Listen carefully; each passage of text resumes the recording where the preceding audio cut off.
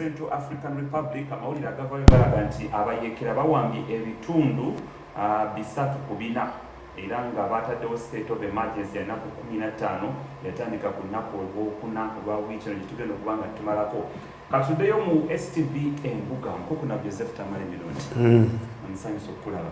Kale wasibye otya weekend etambuliti? Nze singa siri musajja mugumu n'olwaliro wano saalizeewo ale kyekigaanyi naye nakedde waffe oyogerewa mu Uganda eri gundi omanyi nze mbagamba nti bw'ozaala abalongo azadde abalongo aga nti bweza bwani buba bwa Katonda obatwala mu kyaki buba bwa Mukasa omukola emikolo gy'abalongo kakati nze buli lwenfuna ekintu kyange ekirungi ebiseera ebisinga obungi ndaga waffe era waliwo lwenajja wano nga nenkugamba nti ntuuse buyise evaawa.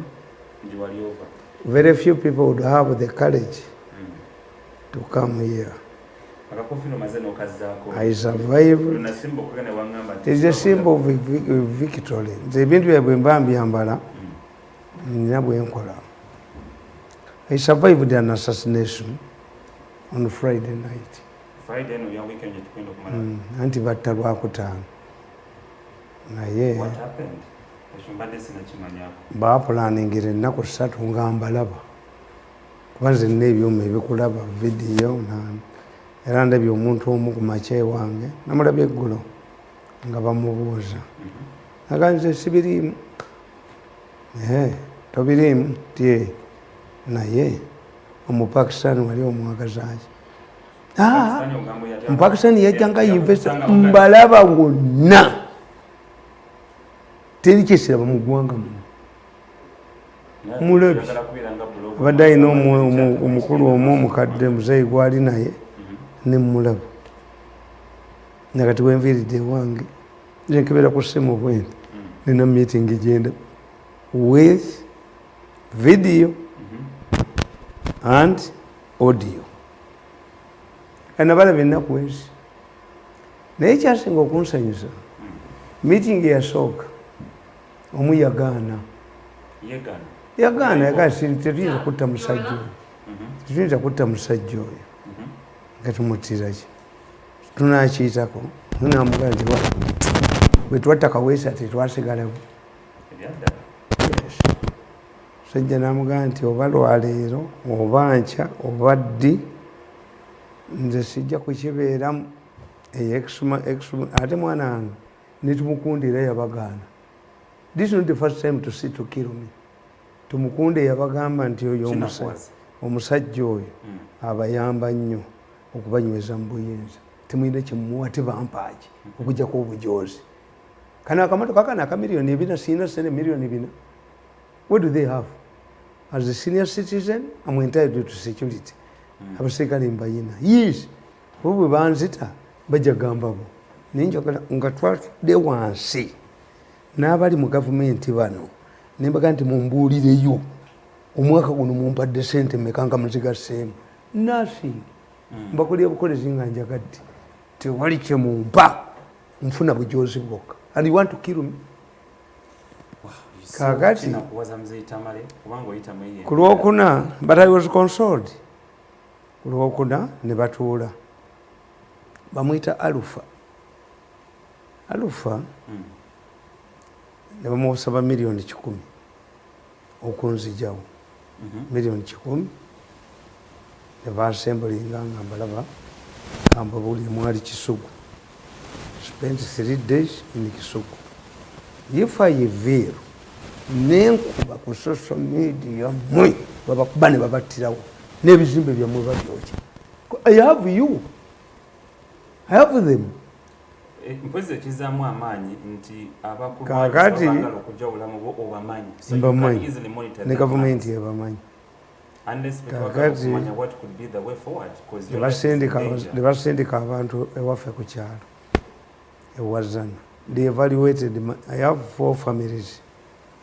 They evaluated Ekyengera was an easy target. Nansana you escape. Bagati tujje mutira Ekyengera ye wangu. Evaluating Kabalagala.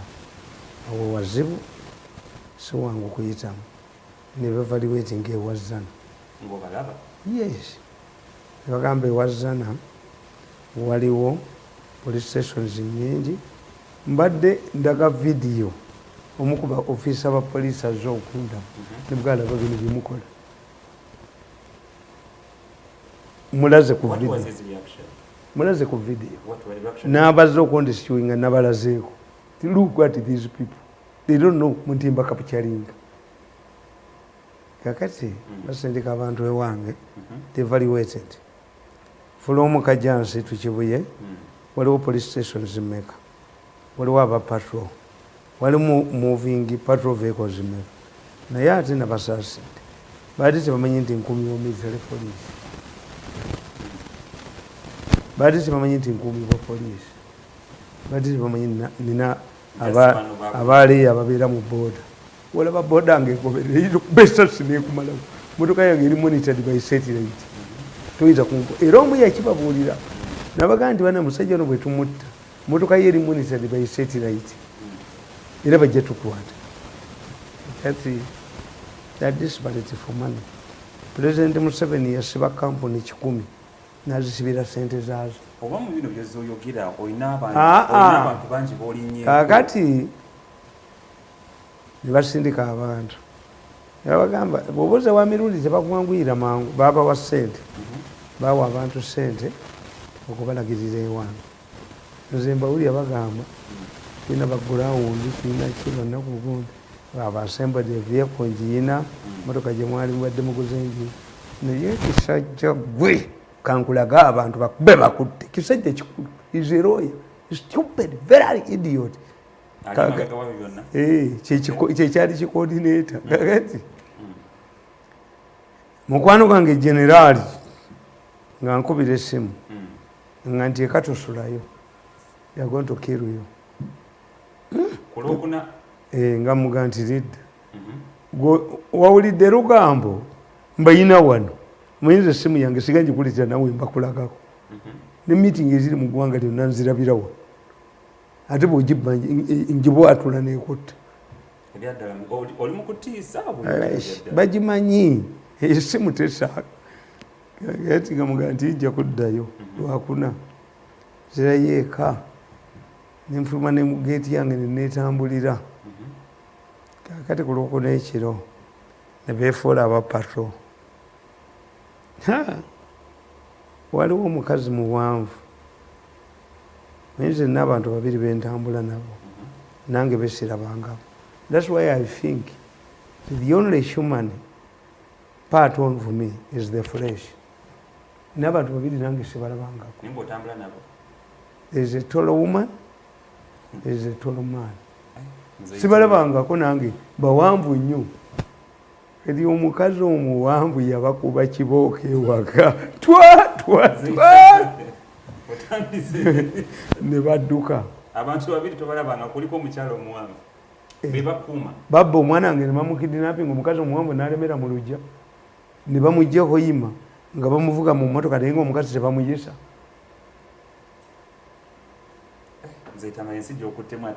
kakati basindika abantu ku kyalo baali bagenda kuzisa ku lwokutaano ekiro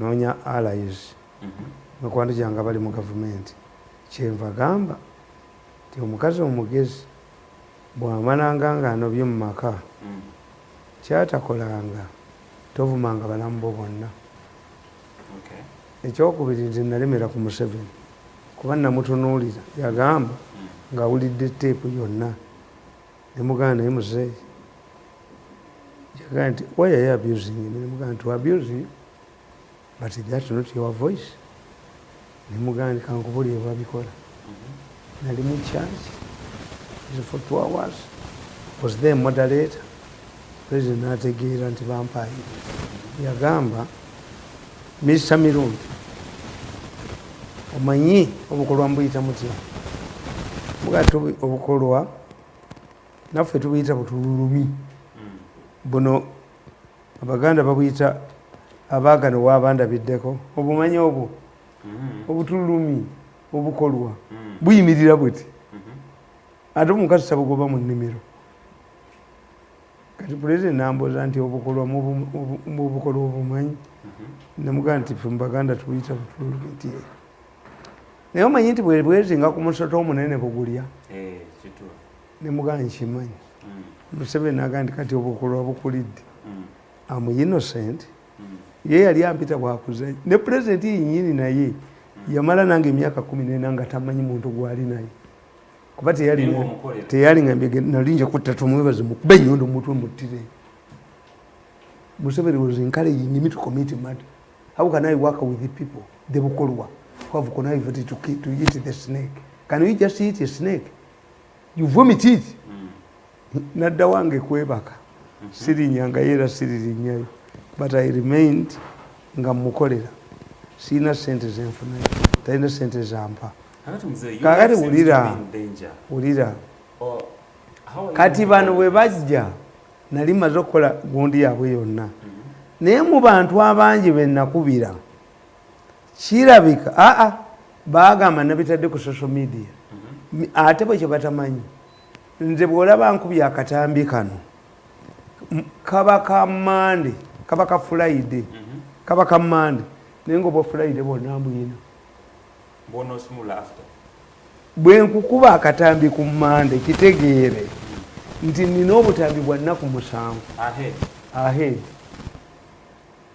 kakati bonna bakubamu akasooka ak'olwokusatu ono nantya kati kwe kubagamba basembulize emundu bakoze batya mbalabaawo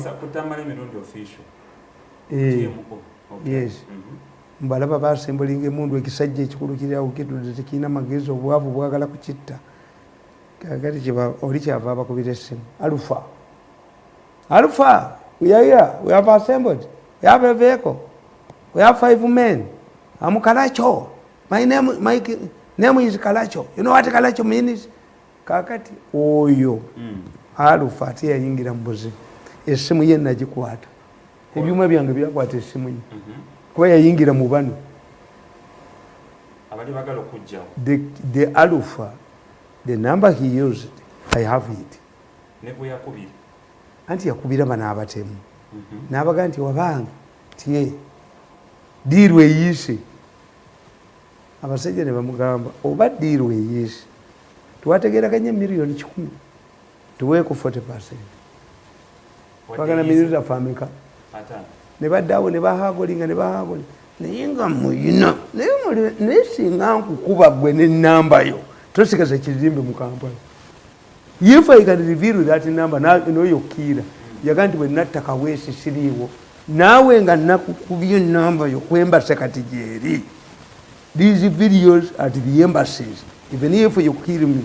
mbiriviring muyingire ebinya byemmesemu nze tamanyi statement gyokozoloza tena gyegenda kulidinga yogamba nti bana bogamba abaagala okujja obulamu obamanyi ate nga ne poliisi eri mu kunoonya abatakawapi tebalina kakati the Army commander moved in General Sabit moved in nali nkubidde ne mwenyinaze oyo Kalugaba nakola naye mu State House mwenyina wa president is one of the people who appreciated my work. I was working for era yaga gwe tebakugobanga gwe Daluli wadda wakangania goba ne mukubira ne muganti Alpha ayagala kunzita but I have evidence buuliza muzeeyi amajire gayingirawo ewaka naye oli Alpha yali amaze okuwulira nga bazzeeyo Alpha yali amaze okukolaki nga bazzeeyo era abasirikale bajja bangi ba DPC bani so many soldiers were surrounded the whole village nimbaga nti evidence megira you're not a drunkard I'm not a madman these people want me to believe naye nga problemu yaabwe you see nze mbagamba ekigambo kimu mu criminality if you want to kill a person and you cannot pull a trigger yourself you will end up as a serial killer and will be exposed oyo muhikirwa wattu yagula abantu batte kijja na ngoma kakati olw'okuba yali amusuubizizza ssente. That man was a former ADC of Mugisha Mundu, the man who killed Kijana Ngoma. He defected from the army and became a highway robber. Kati agende Toro, mu buli kibuga mulimu akafo mwe babeera abavudde Kampala. He went there, found Kijana Ngoma there. Naye ng'ate waliwo n'abavubuka baali basoma Makerere Bakadogo, omu baali bamuyita Mirindi, si Mirundi, Mirindi, nga barelative boono omusajja muzeeyi oyo omugezi asomesa nnyo n'egindi ekyangwanda abuteke time oba yekalusoko oba yange. Kakati ono yali tayinza butatta because sente yali ayizina. Omuyiikiro w'ettoolo yali asse n'embuzi to celebrate. So this man could not go back. Why? Era na bano bayombi. Bagayinti laba mujinga. You're stupid. He's a coward. Benawenya Nachobe, the same thing happened. Bo bali bazze kutta. Musajja n'abaga nti need Alpha. Temutta. Mbadde miliyoni ebi. Alpha erinnya eryo Alpha kitegeeza boss. Okay. Yabawa miliyoni 5 musajja n'aga nedda. Buno mirundi tugenda kuba obuuma bwe baba bazze kutta babazze kukola ki. Kakati ono yayomba. Baba wa miliyoni 5 bali bajiridde 10. Ati mbagamba tekyaleetera omuhiikiro wa Tooro ekizibu. Bw'amala okutta Kijana Ngoma ate yatta ne Bamirindi. Kuba baali Bamirindi bwe bategeera ti how come ti omusajja ono yali ADC wa Mugisha Muntu who defected from the army. We cited him in Fort Portal, and this is when Kijana Ngoma died. They zeroed on him. Kakati ono tukirwe evidence yagende Makerere n'akuba Bamirindi n'abatta. Era omuwala gwe baali naye bamukuba nnyo amasasi to divert attention. Abaabukedde abo baani. So the problem with these younger people nti omuwala yabasizza. Kakati ate naye n'ayagala amutte amugyewo. The man fled to Kigali, hold up in a hotel. Somebody nze nno nali mukwano gwa Mayombo nnyo era nze nsooka okubuulira Mayombo Tebesi yagenda kwesimbawo n'angamba mirundi kankubuulire Mayombo omugenzi. Nobody from the west can take on Museveni. Mugamba Mayombo west wait. Mayombo wait. Tebesi yagenda kuvuganya Museveni kuba nze nfuna information. I even buy information. Kakati mbuulira Mayombo mugamba ti omusajja yatta Kijana Ngoma ali mu hoteli ya Kigali. Somebody has brought home. Ate abasibe bafa bokka. Bwe mala okufuna information ti omusajja yatta Kijana Ngoma ate muhikiro wa Tooro ayagala omutta has fled to Kigali. Nengenda mu editorial meeting mugondi mawulire gange naina voice na ne reporter had to and a magazine kati mwembani mu office n'enyumya have a big story naye yatta Kijana Ngoma is hold up in Kigali hotel naye agamba ugundi yamutu mu muhikiro wa Tooro era naye agala kumutta baripota bangabo babiri bagende mu Omuga tulina boss waffe agamba ayina information to that effect. Mumuleete namuga nti that man is arrogant. He cannot come. He does not believe in money. Kati nebagendayo, one is alive, another one is dead. Baalya sente nembalaba nga bakyusizaamu ennyambala. Kakati bwe baddayo mumusaba ne babaga nti mumanyi envuka baali bamuyita Kalyango tulagirire ewammwe yali asula nnyanamu tujja kuleetera sente ekiro kuba yali etonye nnyo. Bagamba Kalyango why don't you go home? No, I have a deal with these guys. Bamutta if you cannot pick a trigger, a killer must be able to pull a trigger to kill for himself. Otherwise now, if you're sending somebody, if I'm interested in pursuing this case, I can just ring the number of one of the would-be killers. Nimugamba yogere yakutumi amuleta. You have the capacity to do that. Nkugambye nabo bakimanyi kati. Papa ngule mundu bakolaki. Zitamale kyanaku nti family yo eri under attack naddala nga head. Waliwo waliwo death threat eri kulamu ate waliwo olutalo olulala luli ku social media eri mutabani we simanyi kakati egundi a senior police officer came bagamba abasirikale bemuyiyewawo abangi baki batiisa abaana bange abasirikale bagende. Are you not scared? Me to be scared? I've come riding a border. If you come again, I will kill you. Kubanga nze nsobola n'okuddira emmotoka n'enjingiza tuleera nsobola okusuula eddalo naye ng'ekibaluma kiri kimu. There are two important issues. You will not get it in any of your newspapers. I was fighting a Pakistani who was buying and exporting human organs. Fortunately for Uganda, the Pakistani was arrested in Karachi, sentenced to 7 years, and fined $2 million.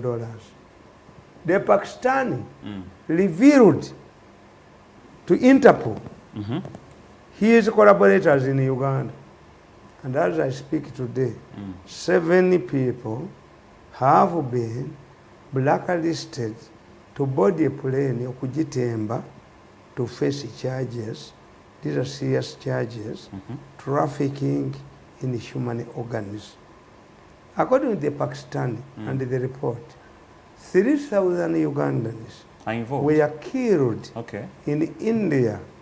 Those companies that were recruiting workers ostensibly to go immediately arrived at Dubai International Airport. The destination would be diverted to Delhi. And they know that you have all this information. Yes. This so, is why. But killing me, evidence or Baba blacklistings, even the Ugandan government is aware. Bali musanvu abagenda okutemba ennyonyi mujja kugitemba to face the charges. To face the charges. Kati obusiru bwabwe balowooza killing me cannot help you.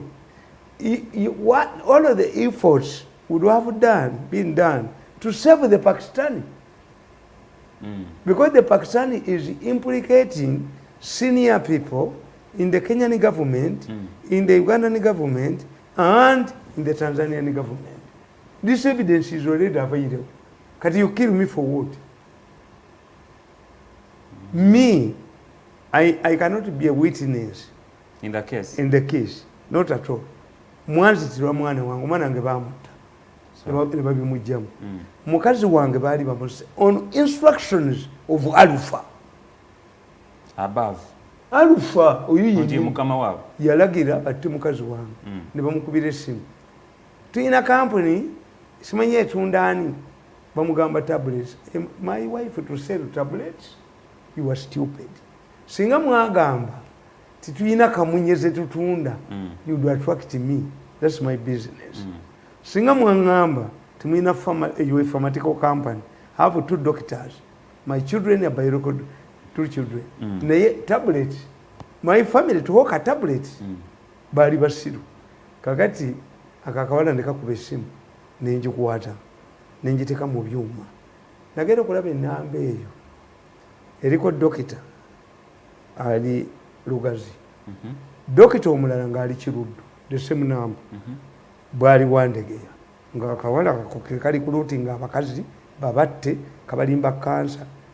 Fortunately for me, Professor Kanyerezi bwe yali agenda okufa confessed to me nandikira list y'aba doctors abali involved ababirimu all hospitals non-confessing nangamba bulijjo nkutya have my son who is a lawyer ti naye mbulira ennaku ntono nfe naye munnange togaa nti ndikkiira neewola ssente mu banka ne bakwatirayo eddwaliro lyange ne baŋŋamba I was forced into this list n'agyendekera naye kambabuulire dokita namukubira erugazi no have even handed over oyo omulenzi dokita eyali aluwalinga mukazi wange amutte namusuula eddalu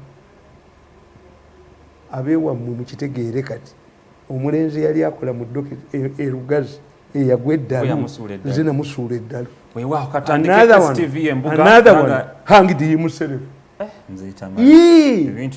Yes, I'm not simple.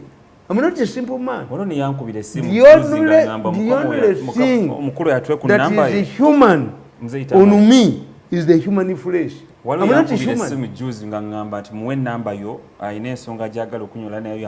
Anti nkubuulira abo bajja bangi bino bikuuma babbe emmotoka yange negenda e Kenya naye nga omusajja agibye bamuyita disco. Omanyi Kenya yaweera emmotoka ezo zekamunye kati bazibbanga wano ne bazikyusa eri akabba emmotoka 10,000 nga kigege zibeera wano n'asoma eyange naye enjoki yamuyingira mu kutumu munyindo. You think it is a story? Am I telling you lies? The man came from Kenya ne tugenda ffenna ku Kurene n'agula emmotoka akamunyezi n'enkadde n'agireeta ne ssente zange ze yali akozeeyo nemuga kwateko mungalo nti nito olaba bakyazibba olaba kigege basibba motoka zonna ezisinga obungi. Do you know that people believe nti nina kamunyenga 2,000 nze namu 10 naye buli motoka yonna eriko tamale tebagikwatako gikwate kunkusasule kakati bali basaaga ziziba joking buli omu yenna abantu bonna baŋŋamba tuli live ku Facebook era osobola ogenda abantu baga nti n'otambula walero muzeyi Tamale bwe tutandika comments ezisinga okuyika ku Facebook buli omu ayagala obawe comment ku nsonga ya mutabani wo Tamale Junior ali involved era sawa zino yatunda ku mitimbagano kali mubadde kyembabuuza mwe mubadde mumwagala akisi nedda kyembuuze kyeki one mubadde mwagala akisinga embuzi. So it's okay for you? No, what do you think? Why has he defiled somebody? Would he be fine saying akwetera omukyala ngo donzera? Is he talking about marriage? Is he talking about marriage? Obeya kisi ata mukubidde ku machana ngamba daddy this is primitivity. This is peking. The Americans call it peking. Did you see my tongue inside the woman's mouth? Tick. Kakati mwe mwagala bbe mubadde mwagala omwana nga bbe anidde ekigala mumbuulize mwe mubadde mwagala omwana nga afuuke mubbi wamugana ogenda mu struggle ya Bobi Wine kati eno yagendayo yeyagalidde kakati kyenkubuuza katukigale tukigale kakati abo babeeramu baggala ki anti baggala ki tukigale teeka munda eyo bateekayo kibabeeramu. Have you seen Dr. Mirundi? With the Mirundi doctors conducting himself ono kansa ali mu parliament yabikola. But ye mwana omwa abantu badde tunuulira nga bamulaba nti ayinza okudda mu bigere ebyo ndala okuwanda he is very knowledgeable. Bwekidda mu nsonga za politics is very knowledgeable. Eriyo council ba council bali abo mutani wange ali mu parliament awa drafting amateeka Mirundi abantu basinga obingi tebayinza nti mwana wange very polished. Waliwo omulala president yemutwala Scotland n'asoma amafuta yasoma amafuta oirolo Mirundi nekati ono omulyako mwebyo two medical doctors ba Mirundi obawulya mwebyo kati wajina banyina ono oli yasoma psychology no nasoma psychology.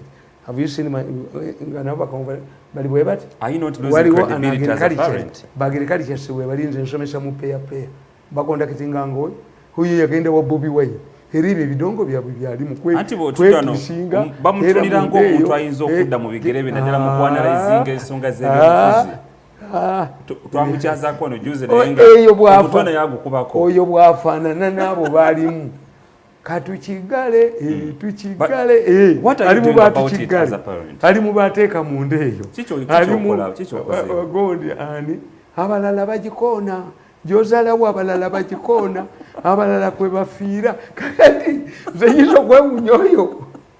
Am I surprised? Are you not losing credibility? Why? Which credibility? Has he defiled the person? Has he stolen money?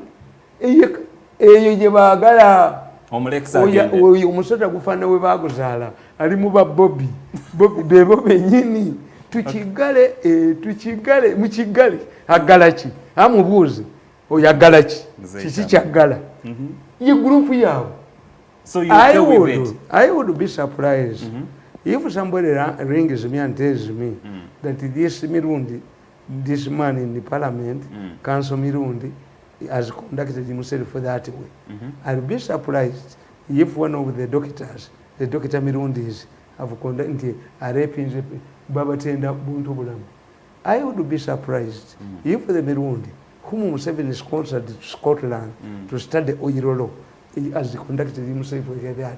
I would be surprised if any of my daughters, Abasom, one is an agriculturalist, is in Rakai, Jakole Jotira. There are many Mirundis.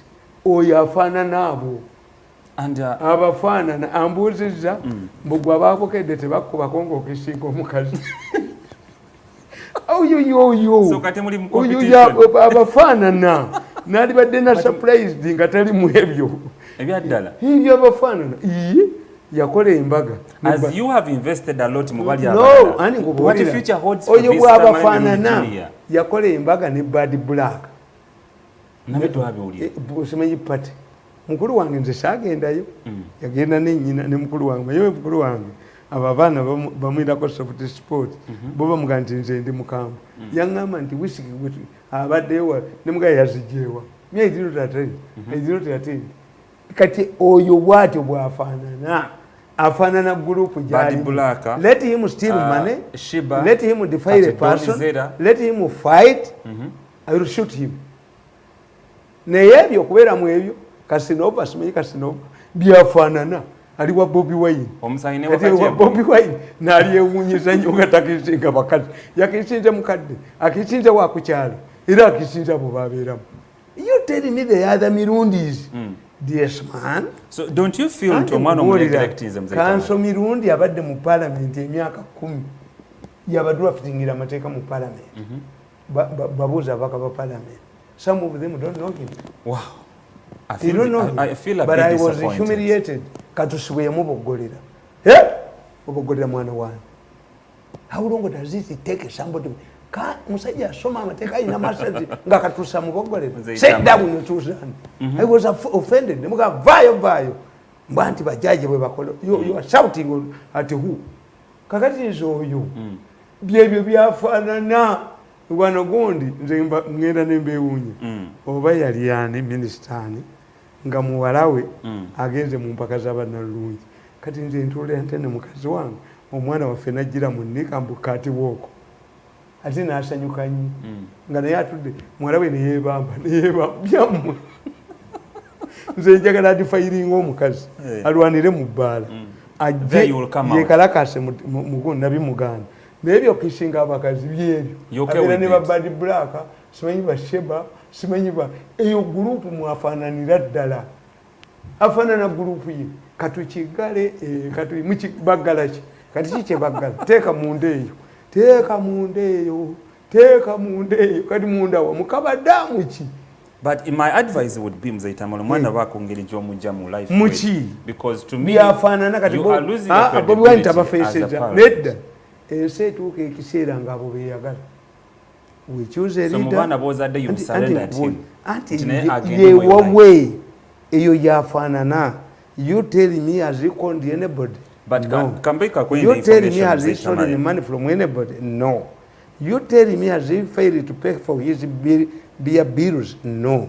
Kati oyo yafaanana abafaanana kakishinga abakazi akishinge n'abakadde akishinge n'enjuma but let him become a homosexual. Singa yakishinze musajja munne I shoot him ekyakimanyi ali mu babadi black ali mu basheba ali mu bani abeyambula ng'oŋŋamba kati nkyewuunya nti yoke with it naye kankuwa information ffe nga ababadde bamugobera nga Tamale Mirundi Junior tulabyeko interview zaakoze ez'enjawulo ensi emulaba mu kifaananyi nti ayinza okujja mu bigere byo.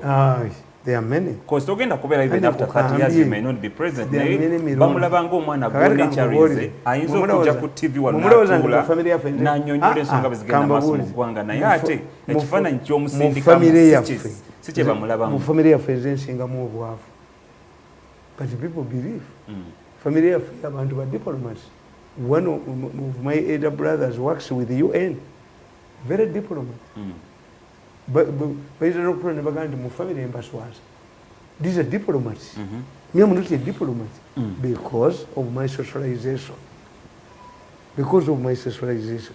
Bwetegereza omusajja yagobanga mmotoka atunda amawulire ompita wakuzanya waliwo omuntu ayinza okutambula n'ennyondo agwe mbuuliza waliwo eyambuuzi dajja naye mu studio gwolooza nti famire yaffe eri ape Pasaroni Mutebe tokomanya yakolaba ku Radio 1 yangambye nkubuuze naye ennyondo eyo tekuzitowerera nzitowerera kino gimanyiire enjovu teremera amasanga gaayo kakati nti njagala mumbuulire that boy decided to join that Bobi Wine's group.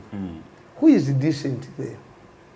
Kusaasira eno enkola ya takisi agikaddiwa yagibuukamu n'abeera advisor wa president n'ogamba ono folufiga avumu abantu. But if they can become advisors of the president, it means n'olaba ono gundi mulala omulema yaani Buchaman nzamulake nabuliddeko omukyala bamuwadde ba bodyguard nzamulake obwadvisor nabugaana. I rejected it singa abo mwebalinze nvaamu buvi. But who is important in the politics? The person who is important in the politics is the one who collects your votes. If Buchaman can help you to collect the votes, why not? Okay. Yes. Politics doesn't know PhDs. Politics is a kiravu. Kakati oba kusaasira eno enkola ya takisi enkya n'abeera wakiibwa n'addayo ewa Sserugga akabinako twala kati oyo namutegeera society emu abeera era sibeera scared. You ring me that she has participated in demonstrations. You tell me that he has accepted a bribe from Balaam, I will shoot him. You tell me that has raped, I will shoot him. Okay. You tell me that is a homosexual, I will shoot him.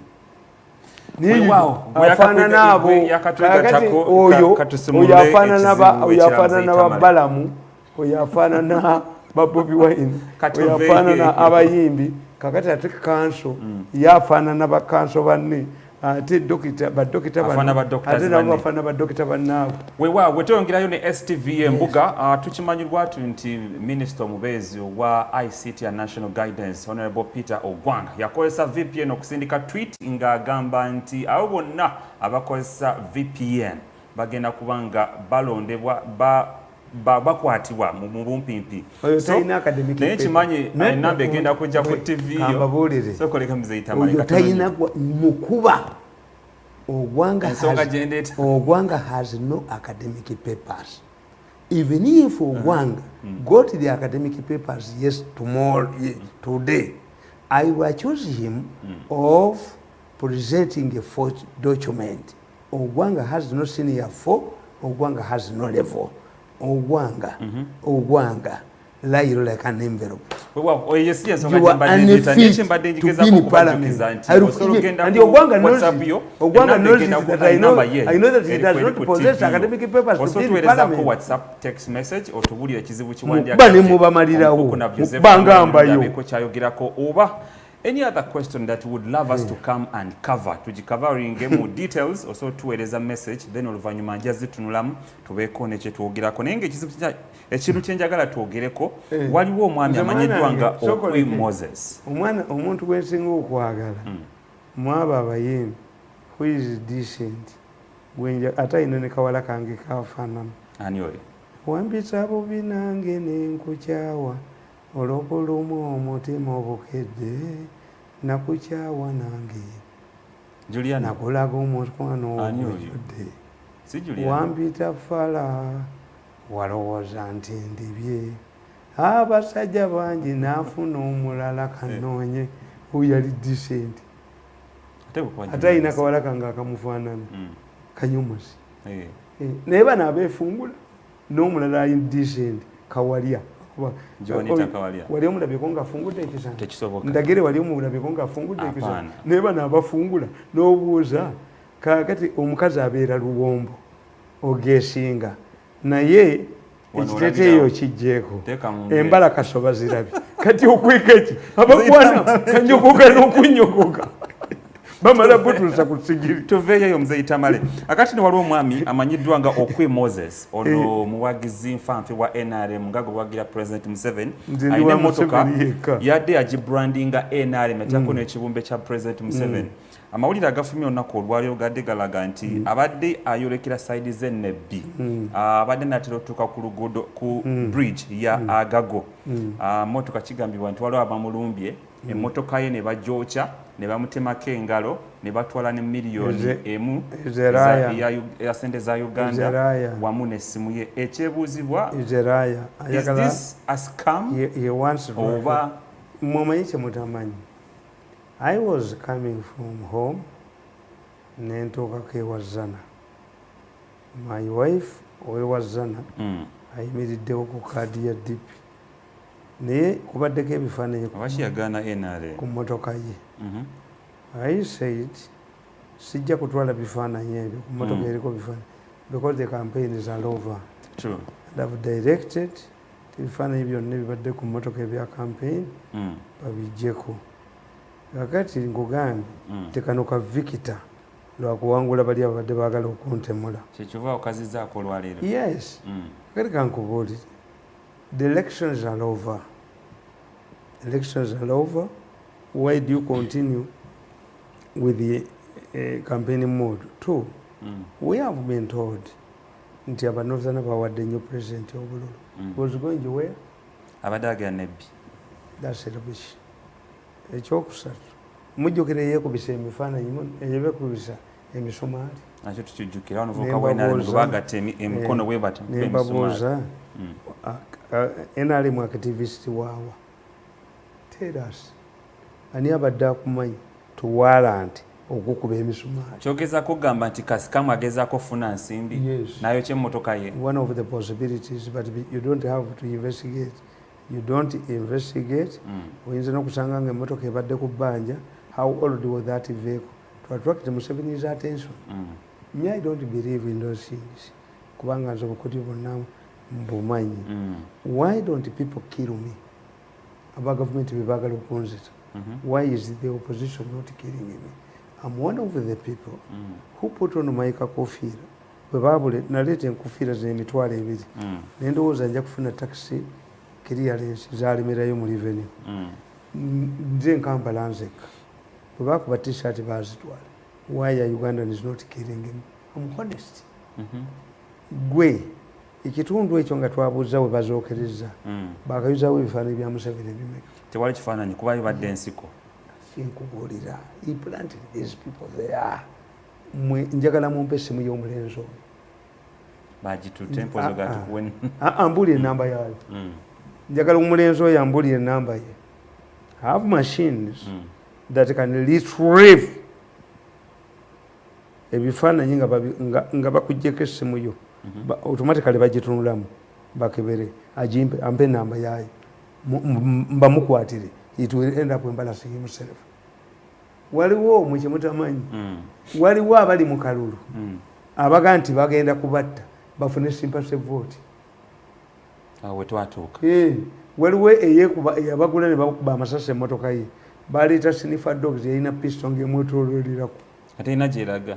Wapi? Ekyo nakyo twakiwulira amasasi gaali asatu. If somebody is so annoyed with you, why should he vent his anger on a car? They would kill you. That's why in many cases bakiyita batya malicious damage to property amounts almost to murder. Watemye olusuku lwange oba kunsangayo people who are angered. How did he leave this place? Ngave na yokere nebbi. Obo bubadi.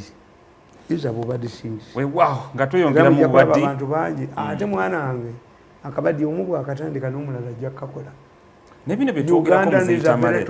Is not a binebiriwo, isn't it a replica of what happened in the 80s? Ebintu ebyatwala bano bebabyekolera kankubuulire. Nze ndi musajja ndi analytical. Bakwata abawala 10 abiri ba malaya ne baba training nga lolo yaabwe ku demonstrating mu Kampala ne baba demonstrating beyambulira police ne bagikunamira monitor nekuba New Vision nekuba women stripped naked ningamba kayihula tyaba abawala mulimu ne muwala watemaali mati driver yamuzaalamu omwana n'atasoma yali aneereka mu nga yekala nenjumujjayo mwasa omuntu wampita gentleman nimugakayikula litimitiriyo. Those girls were trained purposely to expose their nakedness to the police nga tekikiriza because mafias operate beyond the human imagination that you can't even reason. Yes. Kakati ne bagamba omuwala mbu omuwala yakunamye simanyi bamugyeko naga nti take it all ne bagamba mumbuulire omuwala oyo omusiraamu asaalira muzikiti ki gyabadde asaalira nga monita emwambazizza bweti ng'omusiraamu nedda disappear. I told Kayigula, these Malayas, prostitutes, we are trained purposely to expose their nakedness to the police. Kanimo bamula ba Museveni ngatia bazukulu bange police no. Katego. Because the president cannot understand. An old man cannot understand that girls are trained. Genda kumba malaya bawulire bibogera. Malaya akugamba nokuga nti kwata kolabe. Eno yakava kusigiri. You see, oyo takunama. Nemba bulya nemba gamba era itodi Kayihura wali ekitebe kya electoral commission ekyapa kyali kimu kakizingiramu ne police eri ministry of works ne batemu ebintu ebyapa ebyo ng'ekyene electoral commission baagala kitunda. An Arab investor wanted to buy it. Namanyi kye baakola ojjukira nti abakazi be FDC bajjanga ku parliament ne beekalakaasa ne bakola kintu ekitebe kiveewo nga bagenda kitunda ne mbabuuza mbu it must be transferred. You people, you have no logic. If government cannot protect the headquarters of the electoral commission within the city, how will it be able to protect it? Nenga bayinciting kiveewo bagulewo. How do they protect it singa bakitute outside the city? Mbamanyi. Wow. Nze mbamanyi kyobolaba timwe babalimba nnyo. Nze tebasobola kunimba kubanga nasoma mafialism. Tie mafia does things beyond human reasoning. So for you to beat them, abasajja bano omusanvu. UN be blacklistings. Bw'otunira omusajja oyo who was coordinating my murder nga yambadde suit ye is a lawyer agendewo omulamuzi abadde ku bukiiko bwa gavumenti bungi you cannot believe ne mukazi we yalwawo kukitegeera ti bbaawe alyengeegede mu kutta abantu n'okutunda organis. So for you to beat them olina okubanga reasoning beyond them. Wow. Anti fe abaganda batutraininga emuganda abaganda bakugamba kuba twakulya mu wiiki kulafuti abalokole bwe bajja ne bannaddiini babikuba. That's why fe abakyabiina tojja wange kunga mmotoka yange baagibbi jjajja we yakwata oba kitaabu nabiwa abalokole ebyange nabisigaza weebiri kashi ate bidifendinga nze siroga kwata ku kintu kyange olabe ennombo bikubeta ento biwuli kakati fe abaganda batugamba ti omuntu bwakunamira naawe kolaki mukunamire why ti omusawo omuganda asobola omugamba tigenda omukunamire kati gwe noloza nti omutamiivu bwasumula empale nga nawe fimbo ku fimbo nga muzeraga is a deterrent. Abaganda baga nti oli bwakunamira nawe kolaki mukunamire eddogole limuddire because for us we believed culture y'Abaganda abalokole bye babikubye namwe ne mukuba ebyammwe ne babba emmotoka zammwe ne mujja ne muntu kati what happens nga tukunamira anti kyenkubuulira nti di talent naye kola ki iseke wrestling nze ndaba nnyo wrestling yo president yambuuza naye gwe atasonyiwa ku nsi kuno wabaaki naŋŋamba tewali badde musirikale mulungi ffe mu magye tusonyiwe ne mugamba muzeeyi nkubuulire nga tuli aba ne mugamba muzeeyi nkubuulire ndi mukubi wa bikonde ffe mu bikonde ffe tukuba bukubi bali be basuula ettawulo sinze nsuula ettawulo mu wrestling okiraba nga bakikubye ne kyefuula kigenda okujja bon nze nkuba bano kubafulumya sinze nja okusuula ettawulo bo be balina okukkiriza baddeyo mu bukedde bagambe nti tukuba olupapula lwano nga twetonda mirundi tabangako mulalu naye bwekiba ekyo nja kubakanagise bekkulubya paka libali musonse singa bakola ekintu ng'ekyo muzeyitamale togenda kuddamu kuwanika basuula ettawulo suula ettawulo nawe ojja zikiza manager yasuula ettawulo coach Warriors sinze nsuula ettawulo bwe namugamba muzeeyi anti kati mwenna mwefula kakati nkugamba kati ku mwenna ani alina ozikiza bali balina okukkiriza nti mbakubye ne mbatuusa ku stage akati tudde wali eri katono nnyo banneereegamu ndi mulalu ki bankubye nanyini buyinza n'aleeta n'omuntu we n'amuteekawo tudde wali eri mwembakubuliza nti kasasiro nagaanayo wali wenkubuliza nti bino ebigenda olowooza si bye ebyatwala General Kaguta Museveni musiko bw'otunuulira olunaku onooza lwali lwaggulu lwaleero Kyagulanyi atadde tweet ku social media ng'agamba nti waliwo ovubuka amanyiddwa Nkajimu Umar abadde aprinting ebintu bya NUP yawambibwa n'atwalibwa ab'ebyokwerinda nga bw'agamba so muyekka abantu bangi nyo tuzze tubalaba nti ekiwamba abantu kisusse tekiriiyo. So what is going on? Kyagulanyi, their problem, tebasoma intelligence.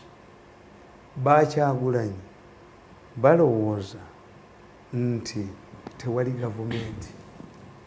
Bayina data yaabwe gye bakolekitinze yonna to take it to court.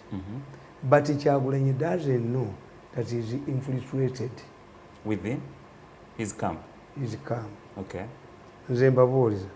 Why has Miso survived?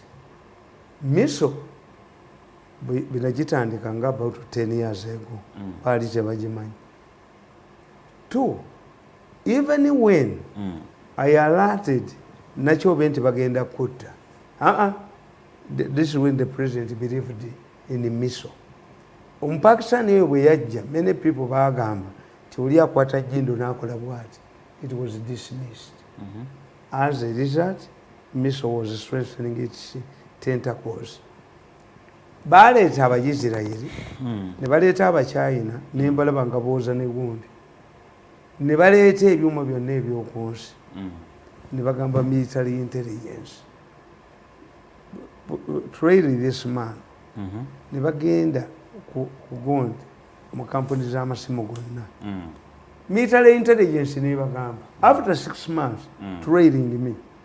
Military intelligence ne bagamba. Nga bakutraininga mukozesa gundi ekyuma. Kubikwata ne banoonya okubigula byonna. Aklo yali agala ne muga aklo. N'okwata ku kyuma kyange eki mu nnaku 3 bwe sikutta ng'obukadde 10. I told her, no bargaining. Aklo yabadde akwata. Omuntu agenda ava ku Museveni information yakula amukwata. Waliwo omuvuka is languishing at Kitali. Your president information. Waliwo capital bagitanga simanyi capital ani ku social media. Akulo yabakwata. N'abatwala n'abanyiga. What is the intention? Okwatanga ku Miso. Akulo okwatanga ku Miso. Mu nyumba y'olidduka na kabina kokokka. Kuba kali separe. Kakati. Kubuulira. Owa military intelligence n'abagamba. Ti omusajja oyo ebyuma bye biri linked to a Russian satellite. Okay. Bekube Moscow ye recipient wano. Okay. Ne bagenda aba government ne bagenda ne babagamba. Ne bagenda Russia. That machine exists. But to handle it you must be a highly intelligent man. But according to your description, oyo musajja si yabikola. Ne bagamba nti Museveni yampa ate n'enkuba bano. Eventually bagamba nti ate ono yamuwa. Ama your contradiction in Jijukira was Jukira for some time back. How do I conceal Miso equipment? I'm not a rumor monger. n'abaana tebamanyiwe ebiri mbaterrorizingidde ebbanga ki tewali amanyiwe ebiri mu Uganda kati kambuzeemu kakati gwe Bobi Wine bwatandikidde toyinza kugamba nzitamale we are collecting data tutaddewo ne headquarters e Netherland ambassador waffe yali e Netherland kyembabuulira nti Bobi Wine aba mulimu kigambibwa nti bamukuba ne bamugjayo wali Netherland DC Washington DC Bobi Wine is collecting data nti simenye Kenya simenye luddawa kakati gavumenti yamuyingiramu abo bonna Bobi Wine balwanirira baabano ffe tubikola mu takisi tubikola oyo mutani wange mugamba akiisinga abakazi nti yali kiisinze embuzi apana kasata akiisinga mbuzi ebyo nabyo bimbulire sikuba embooko musiyazi akiisinga basajja banne oyo mutani wange bagenda ne bakola laputaapu ye bamufuira kalifoomu nebatwala laptop ye bweyazuukuka ku makya nga tewali kirina kimu tadda mu kuwoloma batwala ewa mami wali oyingira mu byobufuzi nyoko yakutwalayo omwana ng'omuwala buli omwana omutwala speed nedda omusajja omukulu bagenda okunkubira essimu bamuleka tewatalinaganagamu n'oluggi ne balugala gwe politician waliwo dekoze nga mpita mole mami mutwale wa mami yeyabikulakidde wabiyingiramu obiyita byakuzanya wali olowooza nti onuna yukati okimanya akulaba namugamba tigwe tobafa namugamba mbatte kuba nze egundi njokya laptop gyonzibyeko njokya nenjikwokeramu ate njokya nakapasita enjokya kati nemugamba nti naye ngaamaze okwoloma ebyamami namugamba temumugulira amale okwolomamu agwemu eyo yimbalu yabyabufuzi mami okyayoweza ne mumami oyomuka nembaga naku zino nemugaga kati omanyi omanyi lwaki batute laputopu yo wiyalake balowooza tinange ndi connected naki ndi connected ne gundi kati kaba bitwale bakibirenga tebikola ki tebikwatagana kakati Bobi Wine abantu beyeyambisa bafu bafere Bobi Wine open indicator ya social okumulaga tizi living with emisege nabaga nti Bobi Wine tasobola mpuuga Bobi Wine tasobola Namboze Bobi Wine tasobola Segona kubanga bo ba marriage of convenience bo balaba vehicle to election Bobi Wine yavuddeyo naga nti bawagirana mu Kampala ku bwameeya balina kuwagira Nabila Naggayi bawagidde nga tebanaba nakulayira bawagiddaani Simaigwe bawagidde ogamba Lukwago Namboze yagaye nti abamu ne baga nti oyo Bobi Wine legizike rapist twatya kutusimbako bantu ne tugenda ewuwe Bobi Wine abo bonna bamutwe abo bonna baane balwanirira bonna babano ba intelligence kati yabalwanira tamanyi tubikola mu taxi tusobola nitutegeera nti taxi eri yakagenda temuli muntu nituteekamu babulooka bana tewali ayagala kuyingira mu motoka nkalu katujjamu omwomu kakati Bobi Wine established a network ye ne bagazalinga nti bagenda bakuba obufaananyi ku polling station zonna kugira nze mbimanyi ebintu byabo byonna Bobi Wine byebakuŋŋanya byonna mbirina ekyo kimanyi nemisa ebikwata byonna misa ebikwata ayabulwatereya kakati sokuleke tugende empola muzeitamali. Are you not so dangerous to internal security? Why? Because you have information that abebyokwenda bawono tebatayina. Are you not dangerous? Abeburundi bajano nembibama abasaudia ne Sudani abekenya abawo bintu bikolera mu 7 mayemba agatase mnyina wa mukama wako gagazali baga nti hand them over to the media nabaga mubiveko mubimulikire byuma bi maybe abantu chebikole the president yoyo Museveni received the information which no intelligence organization would give him before the election. And after gathering all that information, who is the recipient? Yeah. Is the president? The president. Kakati gamba ti Bobi Wine alemekanye abantu abo babe abantu abamu baba muteekamu. In fact Bobi Wine yekyaba akola ye yakoze kyakola bali abayingisizaamu. Somebody is floating a law which is going to be very dangerous to this country. How is it going to be? Nti MPs now allowed to grasp hope in their last year in parliament. They are now want to bring another law that people can grasp hope in any time. Bobi Wine tasigaza abantu. Singalit. Bobi Wine tasigaza abantu. Nga bagaye nti omuntu akulosinga. Kuba Museveni yayamba ebibiina by'obufuzi. Why?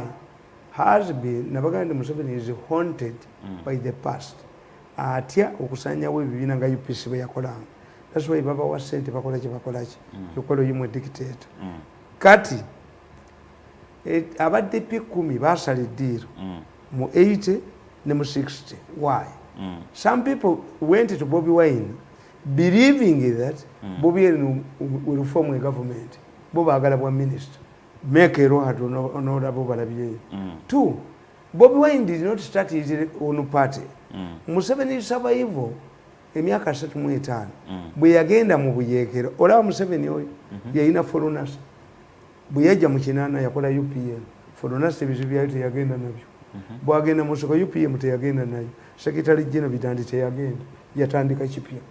Starting something new helps you nti you recruit the first person into your group.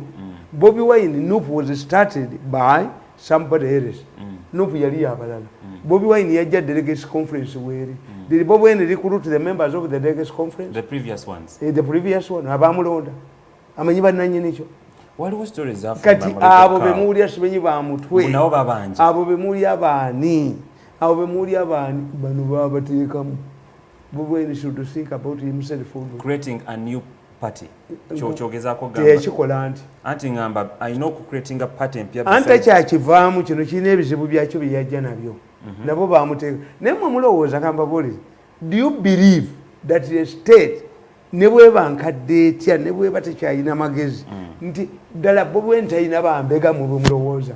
Mwe mulowooza nti Bobi Wine talina bambega. Naye kati how are they connected ku kiwamba abantu ekikutte bewamba oli agenda nabaga nti nze mu mpambe Mzee Tamara don't want to believe that way.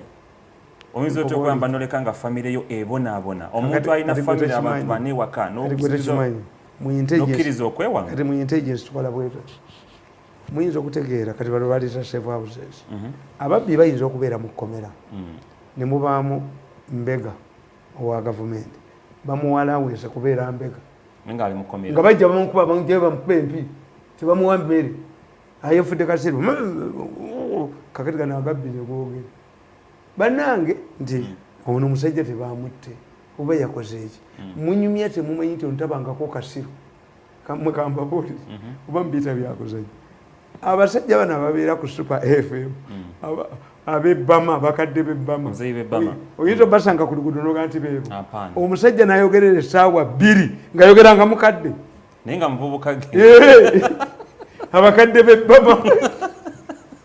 Some people you see speciality in intelligence speciality kati abo be basindikaawo ewa Bobi webali Bobi ayina bangi nabagamba ebintu bisatu kambibwa buli olwaleero when your boat capsizes in a lake and you see something running very fast at high speed, don't think that it is a rescue boat.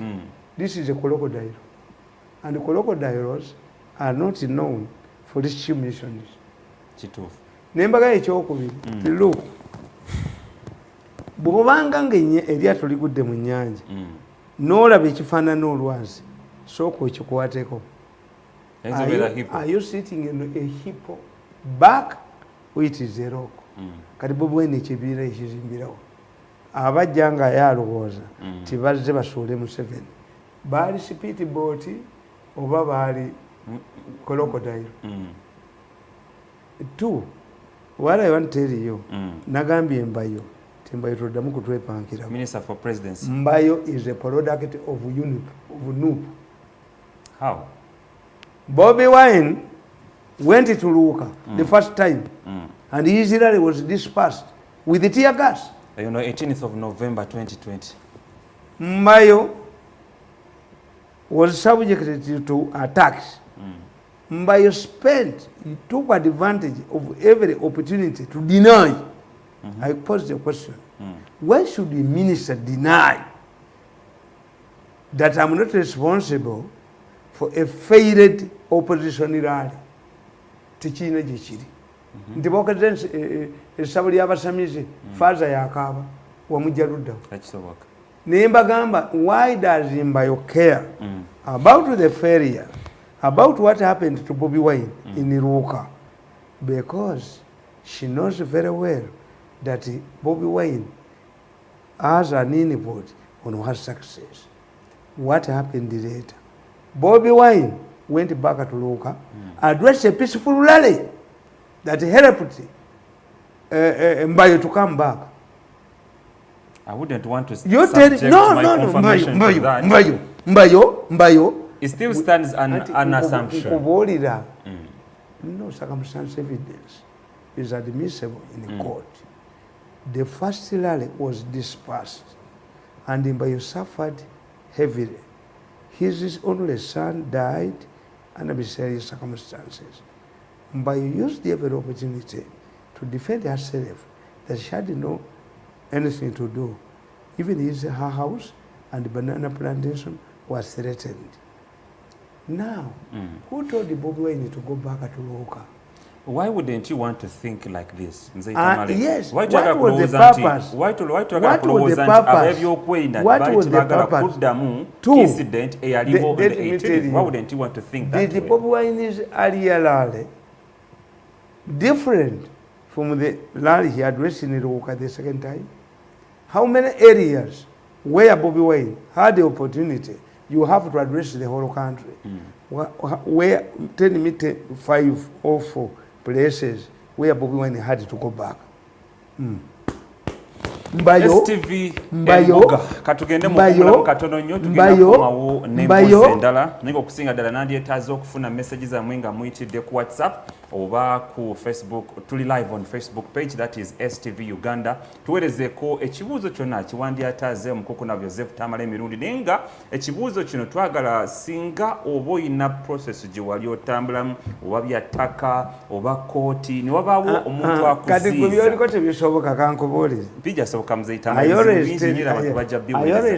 ebizibu ng'ebyo mubiweereze ku namba yaffe tebasobola nkugamba then mukuku nabo abeeko nekyaddamu kasooke tugende mukuumulamu katono nnyo.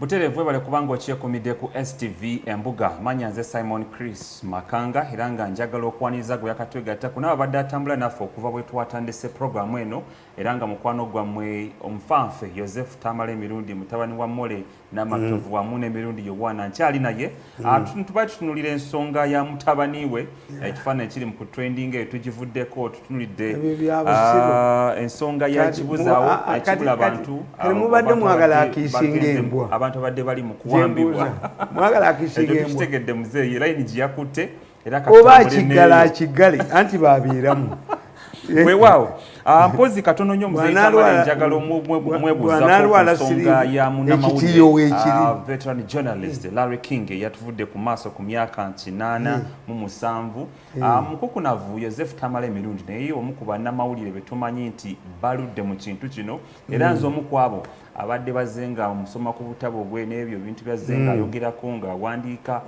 kimanyi sirinzekka n'abala bangi era mufuna ekyokuyiga kyamaanyi. Muzeeyi Tamale, Larry King kikyomwogerako? Naye mbadde njagala kugamba nti ku Christmas abasawo Abaganda tebakola. Ate lwaki? Oli enkoko n'embuzi ayagala kugirisa abaana bo bakuyidi aduha nti agitwale omuzamize. Kati do you believe waliwo abuuza eby'ettaka essaawa zino basanyuka balese bakansala abapya balese eki kakati ekyo ekya media njagala mbabuulire nti when you look at America nababuulire ne mbagamba nti omusajja gwe bayita Makoni yayiiya leediyo yali musajja mu Italy n'agenda ewa kabaka as the tradition was you have to announce your discovery invention kabaka wa Italy tekiraba mu magezi n'agenda e Bungereza Abangereza ne bamugamba nti kino kikola ku mmeeri the man went to USA by 1923 Makoni radios were produced massively and they had an impact on newspapers. Kyemukola hano mu Uganda okuleeta newspaper review ku maradio ate bo Abamerika bakitunuulya ba editors ne bagana empapula ku radio oziriviewing lwaki anti oli abayagawulidde abateetagaga ate bano basoma katemba ate basoma n'ebitaliimu. You rather listen to a newspaper review than reading. Too, reading means that you can read, you are literate. Listening is different. Kunafiya bongo. Nsobola okulya abanyankole nga boogera nyinza okulima oddwogera. Many people boogera Oluswayiri abo ba security forces. Tell him to write it. Tomanyi tuwandiika grammatically. Kakati ekyo tekiba kimu. Ekyokubiri Abamerika ne baleeta theory bagita libertarian theory. Okay. Libertarian theory says leave people to talk because the intellectuals will decide whether it is lies or not. Togala mawulire, togagana kwogera, tosensalinga, togala wo internet. People are free. Bajja kutegeera nti oyo yakola ki alimba. But libertarian theory only operates in societies that understand nti oyo atulimbye oyo akoze eki. Kakati ekyokubiri constitution ya America yagana okuwera amawulire. Even in ya Uganda you cannot ban a newspaper. The 1995 Act ekugamba bugambi ti an editor or manager of media institute must be a graduate. Bwakudukako toddamu kufuluma naye constitution yagana okuwera olupapula lw'amawulire kayamba ekijja mu America aliwo. Kakati mutunuulire nga tunnayogera ku Larry King mutunuulire ebintu ebyo bye mbagamba. Okay. I wrote a book as usual, how to manage scientific elections. Ninduuza nti nakibawa nakabatonera na butonezi abenaali ninduuza nti banakatambulirako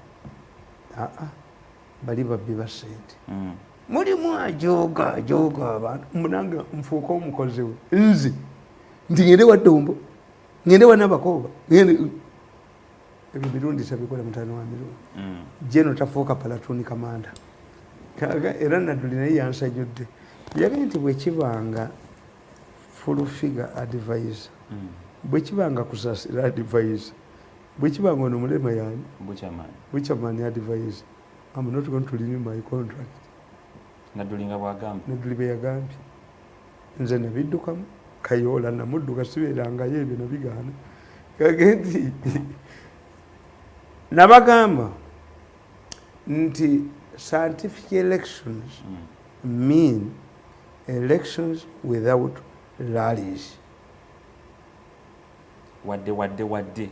If you don't have rallies, NRM will be defeated. The biggest loser of NRM under the scientific elections NRM nimbagamba nti the only person who can defend NRM is Museveni. Museveni can defend NRM. Nabikako nakola bwanzi.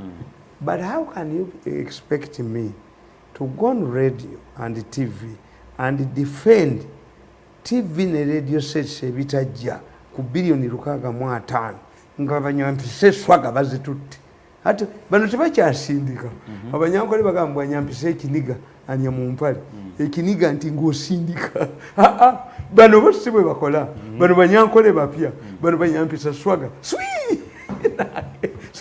sente nadduka nazo ye nagenda agula ebizimbe ewange nali mu department nanyampise swaga sente yatwala 5 billion embwe ne basula ku jirikiti salinyayo anyampise swaga swi kagati nembaga nti you look two the scientific elections will help only those personalities who are known already established. Era abamawulire bayiseemu abamawulire bapafuminze bulungi mukwano gwa faji kazi baba yes waliwo nekiku almost bembeera nabo bonna why these were known voices, these were known names on the media.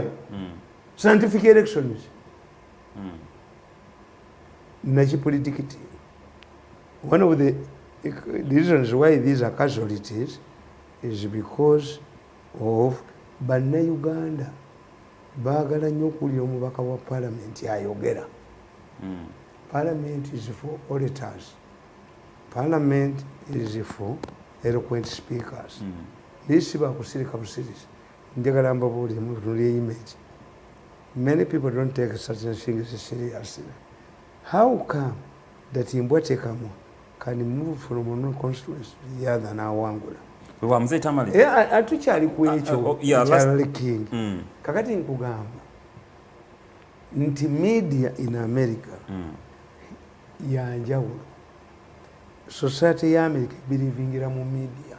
What about in Uganda? Because the media is credible. Mukitunuulire society z'abazungu abo waliwo omukyala nga bamuyita Kereya Short. Kereya Short yali minister for overseas development. Kali kawala katobwe kati era kanabyo yakagamba mbu obaka ayogera kinga kawana Museveni naka her brain is short as her name. Kereya Short yalekulira obwa minister bwa Bungereza n'afuuka correspondence wa Bungereza. The minister Kereya Short, who wanted to arbitrate between Uganda and Rwanda at one stage, and he visited Kigali as a minister, went back to interview Kagame, President Kagame, as a BBC correspondent. There is more money and prestige in BBC in doing journalistic work. Ali Go, bwe yali agala okubala sente, okubalyamu sente. What did he do? Ali Go, Bill Gates yamugamba tunaabazenga computer zange nyoko yanazigula. Yagenda kubeera a former vice president of the United States of America. Yakola ku TV. It tells you Tibalale King temubeere admire them, but their society and the audience enabled them. Amawulire mu America wembadde ngenda okubuuliza kasaka kugamba nti ogenda kugoba ogenda kugwa. Mzee awembanyala okubuuliza ekibuuzo mzee Tamale nti media in Uganda is it recognized or not? Anti kiri bwekiti yo media weri mu Uganda, is it a media?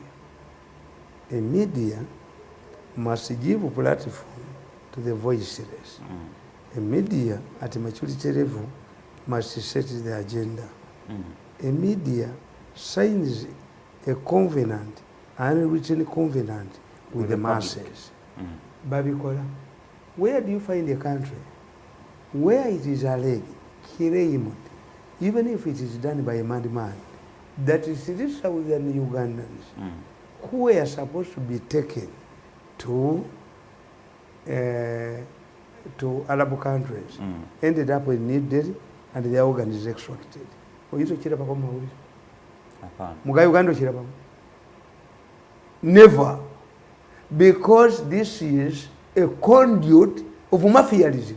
They protect mafia interests, not the public interests. So if it is not media, then it's what not do media. we have? What do we have? It's not media. Chiche tulina. Quasi media, quasi, tukita quasi, or a misnomer, something that appears to be when it is not. But you operate in the same environment. And kyenkubulira nti we must overhaul. Bwe yagala okutereeza new vision kanagisire kuli bye balina okuvaamu. Kanagisire kuli bye bajjeemu to get a media. Agakani alina okugoba bano abalimu abamonita abakuba ebyobusiru. A media must protect image of the country. Yes. Nti mwe mutulawa nsere mugamba nti agenda setting.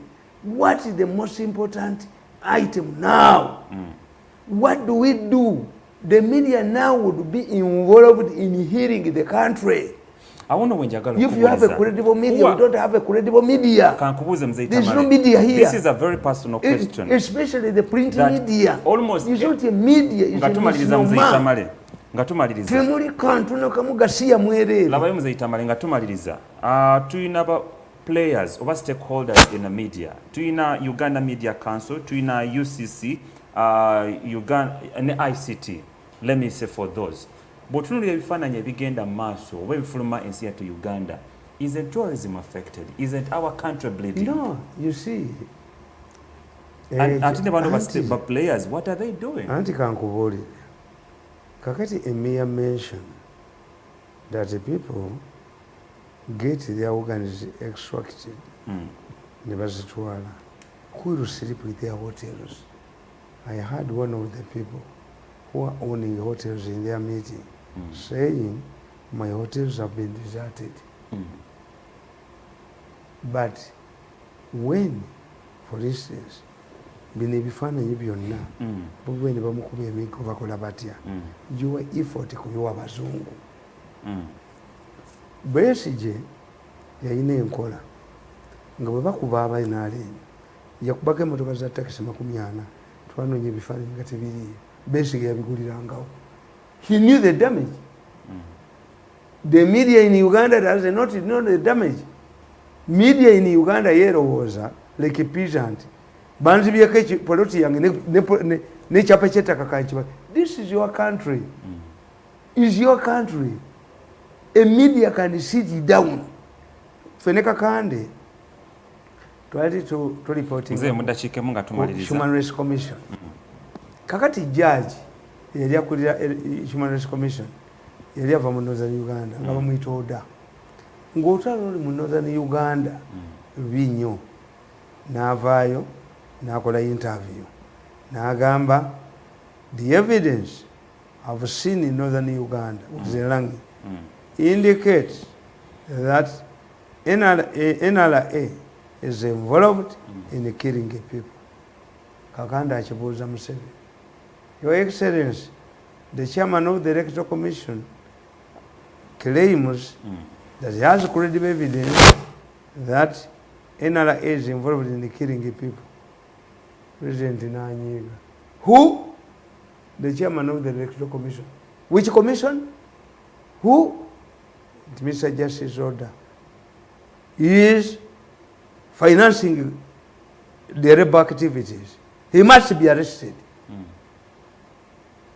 What happened as we summarize? Twatula n'aba mawulire. It was not mentioned anywhere. He sat as General Salo said. The president was annoyed. He couldn't believe that a judge he appointed. You see, that's where religious leaders lose. If you get such information, seek audience with the president. The only problem is that the president is not seen. The president is mocking it, is sorrowed. One time in Adembagam, Tinayogera, Nachibisobolwanga for 5 hours. And if I mention it, I sat with Rwanga in his office for 5 hours. We talked about a number of issues. One of his disappointments, Cardinal Subuga used to have a hotline which he does not have. Yes, a religious leader must have a hotline to the president. Neolmo president yaita Cardinal Wamala. Nakalimanga yeta bimanyi. Wamala naga nze n'emirimu egyennali seyongezi. Nga Nakalimanga agambye Wamala nti ali busy. Where did Nakalima do diplomacy? Tugenda kubanga tetusukka wane nakadde katutwalire. Oyo. Nejo Bakasanti mu president yali senior diplomat. Senior diplomat. Mwebale kutambula naffe. Regional balance. Regional balance. Amanya nze Simon Chris Makanga. Tujja batukoma ono mukuku na Joseph Tamale mirundi olunaku kujja kubeera Lwakubiri mu STV Sharp Talk. Kati obadde oyagala omwana omukolezi. Alwaina. Obadde oyagala omwana nge mutabaniwo. Mutabaniwo mutuze mutuze ki byali mu byebyo. wadde nga gyali naye muyite akomewo ewaka afaanana abo mpozi nedda aveeyo wabubi waine ave mu ebyo naye bwabanga gyali kale kakiggale abalala tebakiggale.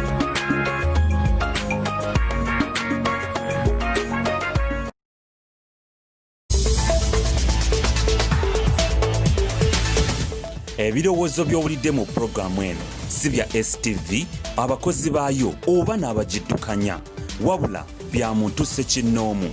STV erungamizibwa ekitongole kya Uganda Communications Commission.